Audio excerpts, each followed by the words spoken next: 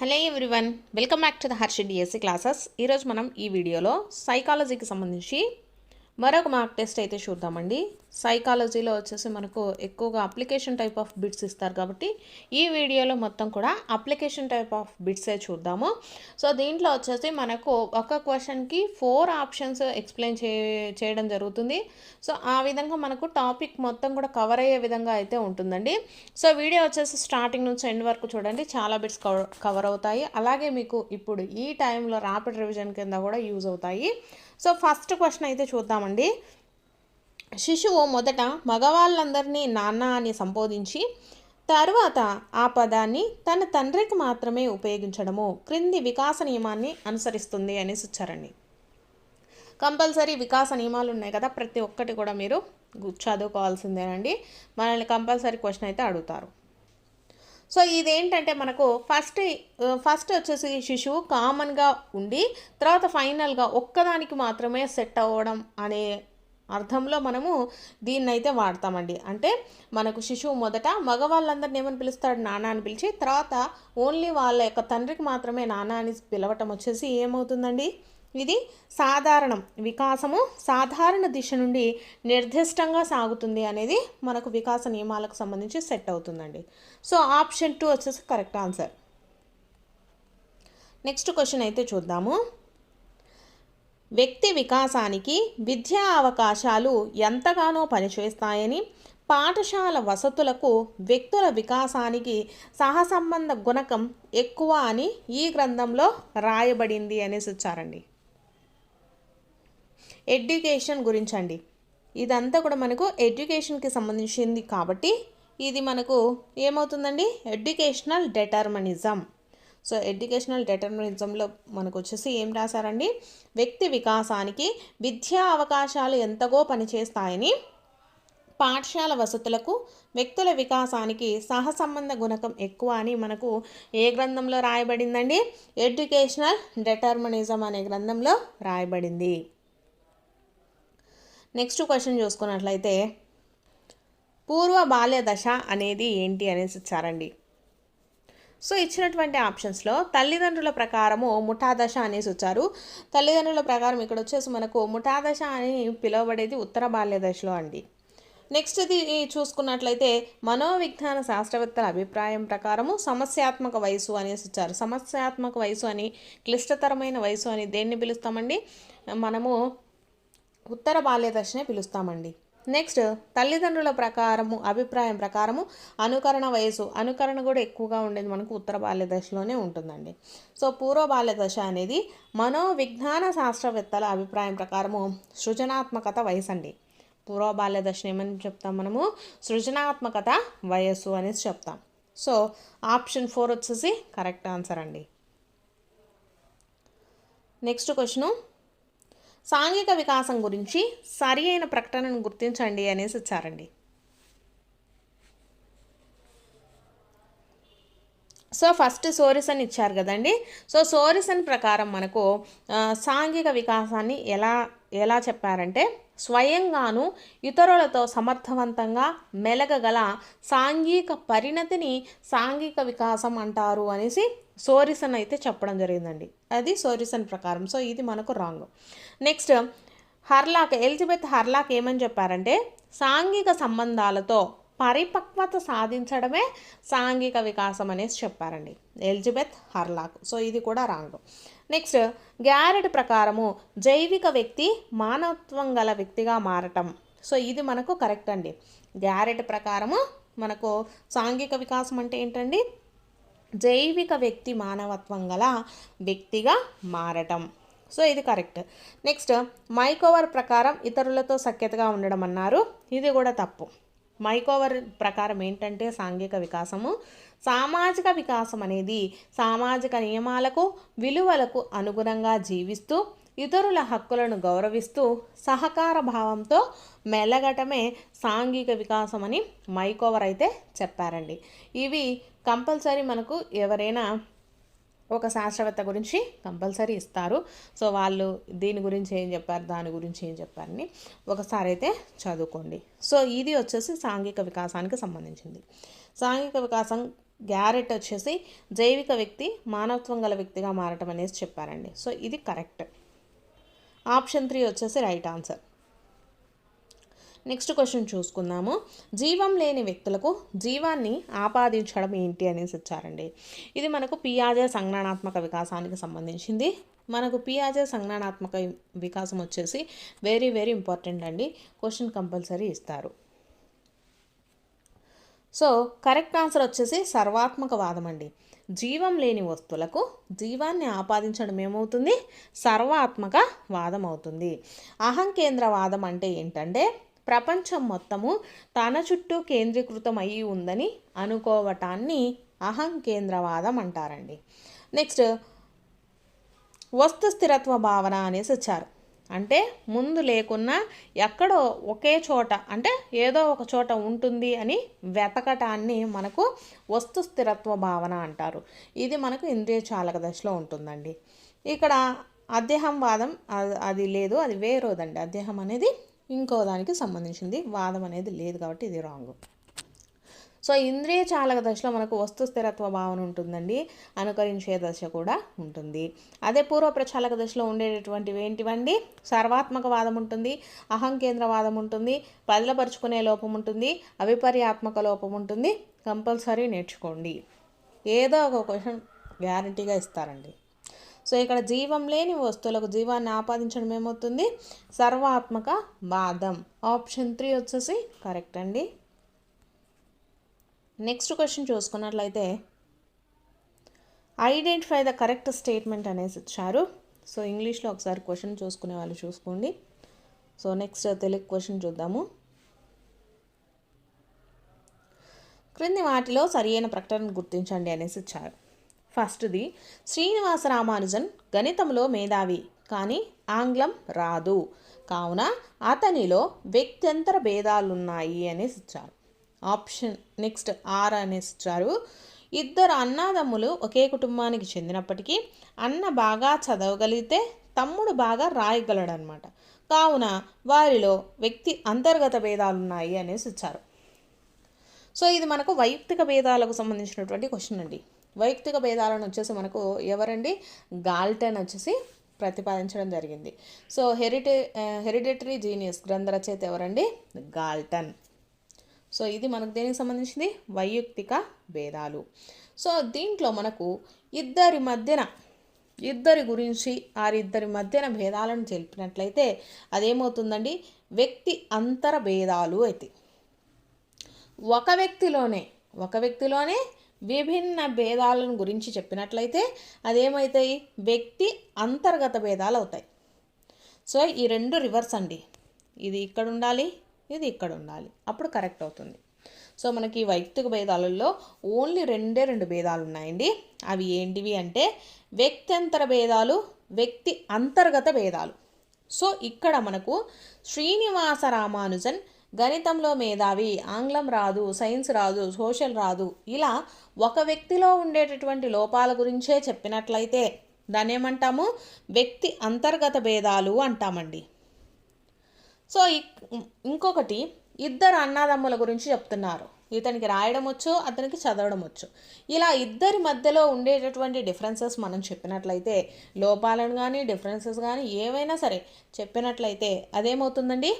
వ్యక్తి అంతర భేదాలు అవుతుంది. ఇది ఇక్కడ ఉండాలి. వ్యక్తి అంతర్భేద. అర్థమైంది కదా? ఒక వ్యక్తి గురించి చెప్తే వ్యక్తి అంతర్గత భేదాలండి. వ్యక్తి అంతర్గత. ఇద్దరి గురించి చెప్పినట్లయితే వ్యక్తి అంతర. కన్ఫ్యూజ్ అవ్వద్దు, కంపల్సరీ క్వశ్చన్ ఉంటుందండి ఇది కూడా. సో అర్థమైంది కదా? ఇలా గుర్తుపెట్టుకోండి. ఒకరి గురించి చెప్తే వ్యక్తి అంతర్గత, ఇద్దరు గురించి చెప్తే వ్యక్తి అంతర. సో ఈ డిఫరెన్సెస్ చూసుకున్నట్లయితే మనకు ఆన్సర్ అయితే పెట్టగలమండి. సో ఇక్కడ ఇచ్చినటువంటివి రెండు కూడా తప్పులే ఉన్నాయండి, కాబట్టి ఎస్ఆర్ రెండు కూడా మనకు అబద్ధాలే. So 4th option right. Next చూసుకుంటే వల్లాస్ ప్రకారము సరైన ప్రకటనను గుర్తించండి అనేసి ఇచ్చారండి. మనకు సృజనాత్మకత గురించి చెప్పినటువంటి వ్యక్తి ఎవరంటే వల్లాస్. సో సృజనాత్మకతలో మనకు మొత్తము 4 దశలు అయితే ఉంటాయండి. సృజనాత్మకతలో మొత్తం 4 దశలు అయితే ఉండడం జరుగుతుంది. ఈ సృజనాత్మక గురించి అయితే మనకు వెరీ వెరీ ఇంపార్టెంట్ అండి. ఎప్పుడు కూడా సృజనాత్మకత గురించి కంపల్సరీ ఒక క్వశ్చన్ అనేది అడగడం జరుగుతుంది. సృజనాత్మకతలో వచ్చేసి మనకు మొత్తము 4 దశలు ఉంటాయి కదా. సో దాంట్లో ఫస్ట్ది వచ్చేసి సన్నాహ దశ, సెకండ్ వన్ చూసుకున్నట్లయితే గుప్త దశ అండి, థర్డ్ వన్ వచ్చేసి అంతరదృష్టి దశ, ఫోర్త్ వన్ వచ్చేసి నిరూపణ దశ. సో ఇది వెరీ వెరీ ఇంపార్టెంట్ అండి. ఒక్కొక్కసారి మనల్ని సీక్వెన్స్ అడుగుతారు.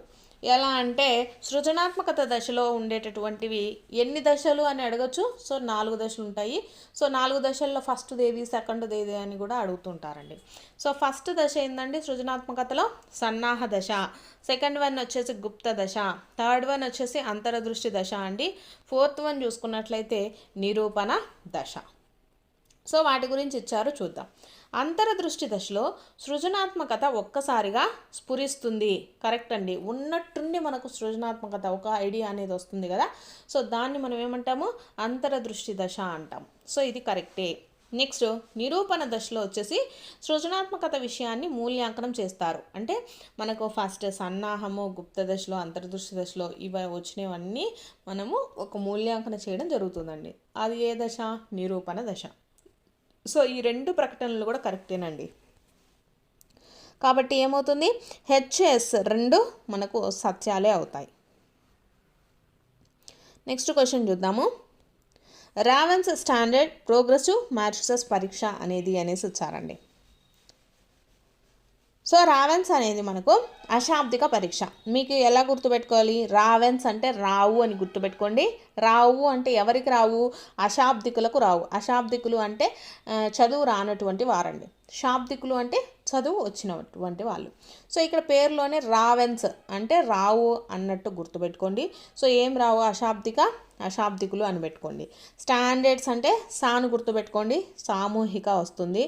సో ఇక్కడ పేపర్ పెన్సిల్ పరీక్ష, అలాగే ఇదొక సామూహిక పరీక్ష, శక్తి పరీక్ష అండి. సో ఈ 2 కూడా కరెక్టే అవుతాయి.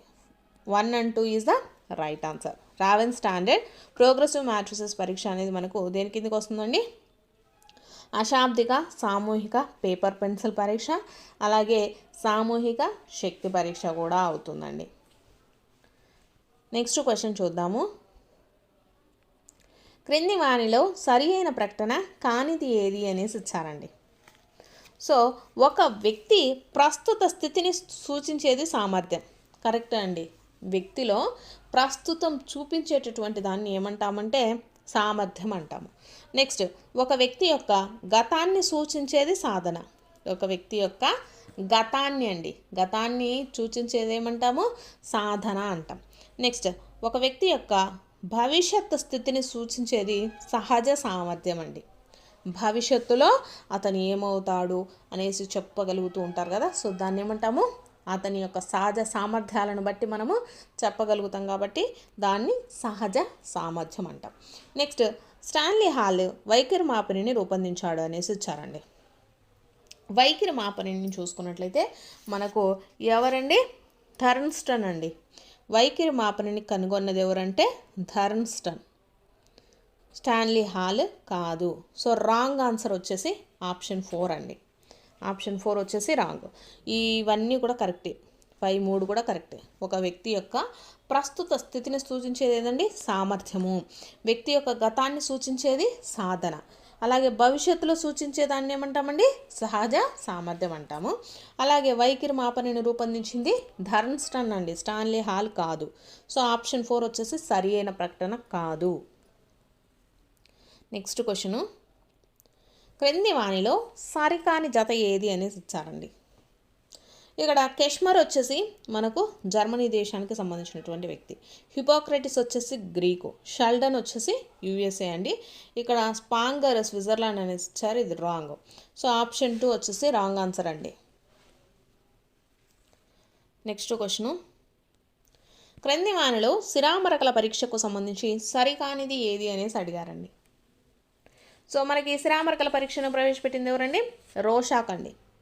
ప్రవేశపెట్టింది ఎవరు, శిరామరకల పరీక్షని రోషాకు. అలాగే వెలుగులోకి తెచ్చింది ఎవరండి, బెన్ అనేటటువంటి శాస్త్రవేత్త. సో ఇది వచ్చేసి మనకు ఎవరికి ఉద్దేశించబడిందండి? వయోజనులకు ఉద్దేశించబడినది. కరెక్టేనండి. ఇది ఒక ప్రక్షేపక పరీక్ష అనేసి ఇచ్చారు. కరెక్ట్, ఇది ఒక ప్రక్షేపక పరీక్ష. నెక్స్ట్ దీనిలో చూసుకున్నట్లయితే దీన్ని నిర్వహించడానికి నిర్దిష్ట సమయం ఏమీ ఉండదు, ఎప్పుడైనా నిర్వహించవచ్చు. అలాగే ఇందులో 5 తెలుపు 5 ఎరుపు కార్డులు అనేసి ఇచ్చారు. ఇది రాంగ్ అండి. మనకి రోషాక్ శిరామరకర పరీక్షల్లో మొత్తం ఎన్ని కార్డ్స్ ఉంటాయంటే 10 కార్డులు ఉంటాయి. అయితే దీంట్లో బ్లాక్ అండ్ వైట్ అండి.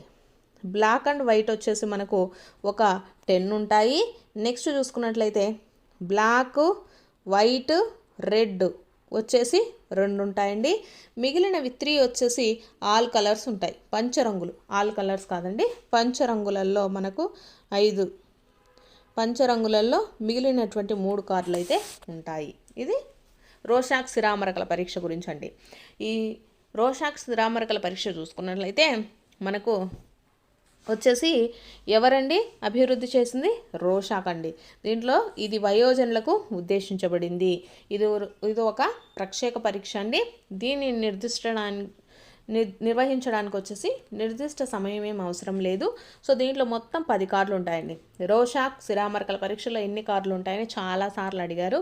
సో మొత్తం మనకు 10 కార్డులు ఉంటాయండి. ఈ 10 కార్డులలో చూసుకున్నట్లయితే సారీ అండి, ఇక్కడ బ్లాక్ అండ్ వైట్ వచ్చేసి 5 ఉంటాయండి. బ్లాక్ అండ్ వైట్ వచ్చేసి 5 ఉంటాయి.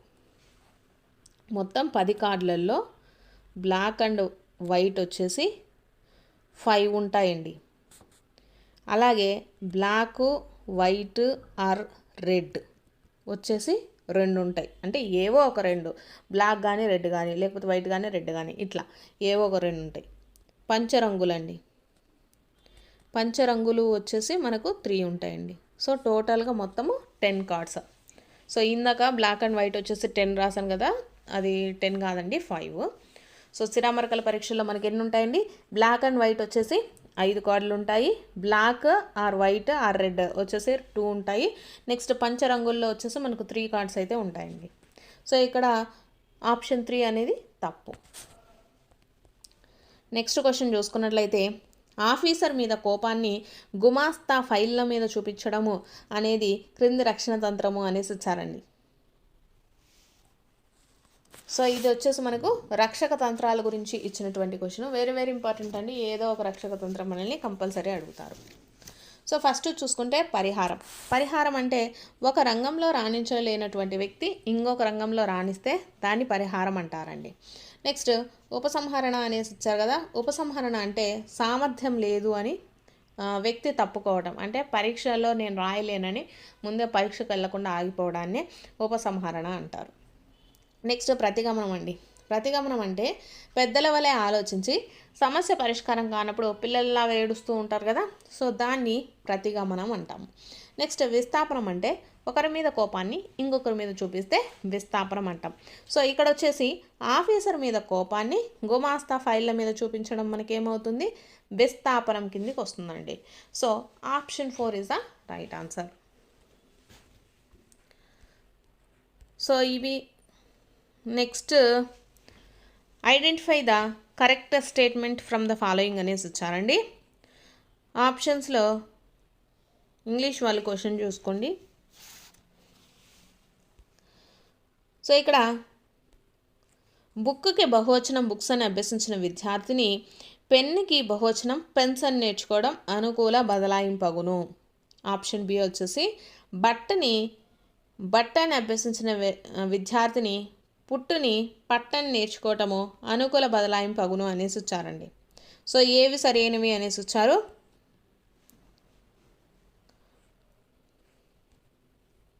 సో ఇది వచ్చేసి మనకు ఓన్లీ ఏ మాత్రమే సరి అయినదండి. ఇది వచ్చేసి మనకు బుక్ అనేదానికి బుక్స్, అలాగే పెన్ అనేదానికి పెన్స్. సో ఇది మనకు అనుకూల బదలాయింపు. ఇది వచ్చేసి మనకు శూన్య బదలాయింపు అవుతుందండి. బట్టుని వచ్చేసి ప్రతికూల బదలాయింపు అవుతుంది, నెగిటివ్ ట్రాన్స్ఫర్మేషన్ అవుతుందండి. బట్టు అభ్యసించిన విద్యార్థిని పుట్టుని పట్టని నేర్చుకోవటంలో మనకు ఏం బదలాయింపు ఉండదండి, నెగిటివ్ బదలాయింపు ఉంటుంది. కాబట్టి ఇది అనుకూల బదలాయింపు కాదు. సో ఫస్ట్ది మాత్రమే కరెక్ట్ అండి, ఏ మాత్రమే సరి అయినది. నెక్స్ట్ క్వశ్చన్ చూసుకున్నట్లయితే బ్రూనర్ బోధనా సిద్ధాంతమునకు సంబంధించి సరికానిది ఏది అనేసి అడుగుతున్నారండి. సో ఇక్కడ మనకు ఫస్ట్ చూసుకున్నట్లయితే విద్యార్థి స్వీయ అభ్యాసనానికి ఎక్కువ ప్రాధాన్యతనివ్వాలి, బోధనా పద్ధతి కంటే బోధనా సామాగ్రికి ఎక్కువ ప్రాధాన్యం ఇవ్వాలి అనేసి ఇచ్చారు.